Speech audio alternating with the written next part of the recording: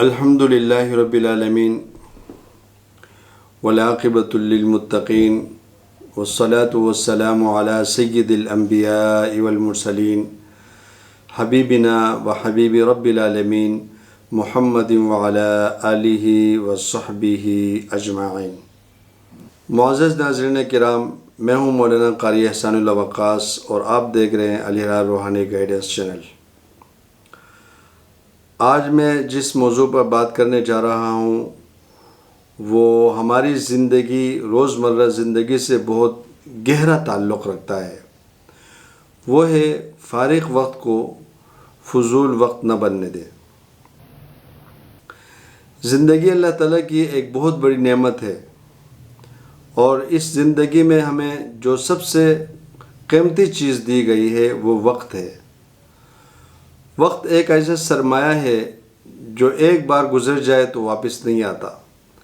ہمیں مال و دولت دوبارہ کما سکتے ہیں، کھویا ہوا سامان دوبارہ حاصل کر سکتے ہیں، لیکن گزرا ہوا وقت کبھی واپس نہیں آتا۔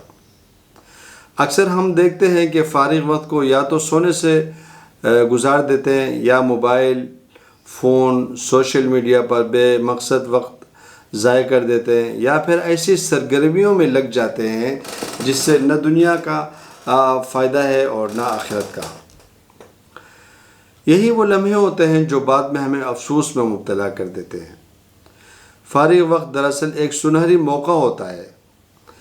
یہ وہ وقت ہوتا ہے جس میں انسان اپنی صلاحیتوں کو نکھار سکتا ہے، اپنی کمزوریوں کو دور کر سکتا ہے اور اپنے مستقبل کو بہتر بنا سکتا ہے۔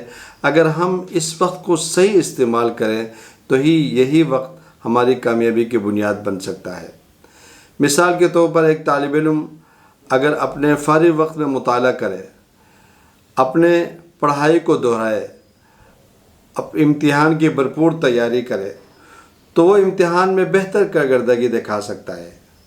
اس طرح اگر کوئی نوجوان اس وقت کو کتابیں پڑھنے، کمپیوٹر سیکھنے اور یا کوئی ہنر سیکھنے میں لگائے تو وہ اپنے لیے ایک روزگار کے نئے مواقع پیدا کر سکتا ہے۔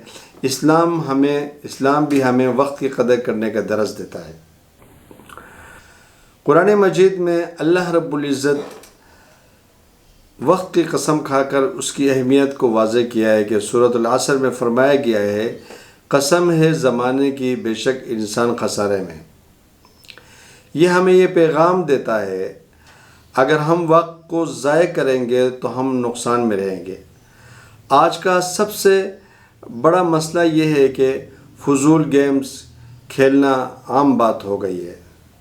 یہ عادت نہ صرف وقت ضائع کرتی ہے بلکہ ذہنی سکون اور تعلیمی کارکردگی پر بھی بہت گہرا اثر ڈالتا ہے۔ معزز ناظرین کرام، ہمیں اپنے وقت کو مثبت سرگرمیوں میں استعمال کرنا چاہیے، جیسے کہ کتابیں پڑھنا، کھیلوں میں حصہ لینا، نئی مہارتیں سیکھنا، دینی اور اخلاقی تعلیم حاصل کرنا، قرآن و سنت کی تعلیم حاصل کرنا، والدین کے ساتھ وقت گزارنا اور اپنی صحت کا خیال رکھنا۔